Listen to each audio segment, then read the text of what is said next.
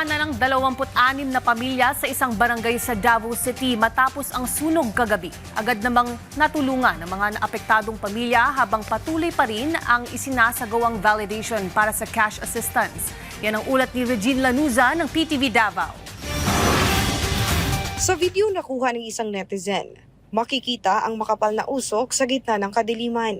Nagsilbi ring tila ilaw ang apoy na tumupok sa mga kabahayan, habang ang mga residente nagkakagulo dahil sa pangyayari. Ito ang sitwasyon noong sumiklab ang sunog pasado alas 9 ng gabi, araw ng Miyerkules, February 18 sa Purok 2, Barangay 37-D.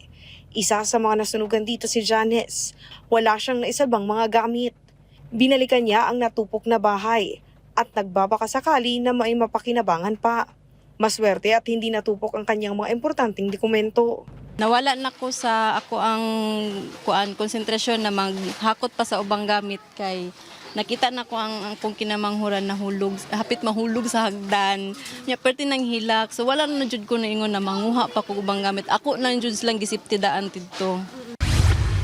Samantala dito sa gymnasium ng barangay, temporaryong nanunuluyan ang mga pamilyang nasunugan. Naghanda ng mga tent ang tanggapan ng City Social Welfare and Development Office o CSWDO para magsilbing tuluyan ng mga biktima. Maura gani na mo na salvar.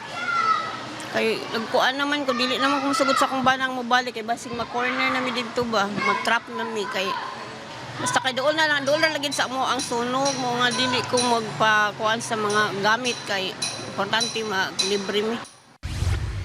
Ayon sa opisyal ng Barangay 37-D, nasa 12 bahay ang natupok ng apoy. Nasa 36 na pamilya naman ang naapektuhan, kabilang na ang 14 na boarders. Sa inisyal na assessment ng CSWDO, nasa higit 6.3 million pesos ang halaga ng pinsalang dulot ng sunog.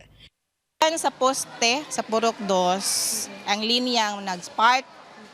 And then, ang katong pinaka-first na balay nga nasunugan is dito magudi ang linya gikan. So, pag-spark, siyempre, ang iyahang linya, magikatayan sa kalayo. So, pag abot sa balay, boom.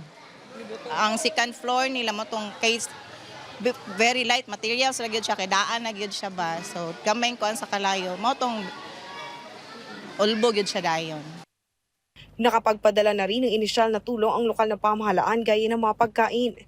Patuloy din ang isinasagawang validation ng CSWDO para mabigyan ng financial assistance ang mga naapektuhan ng sunog. Regine Lanuza para sa Pambansang TV sa Bagong Pilipinas.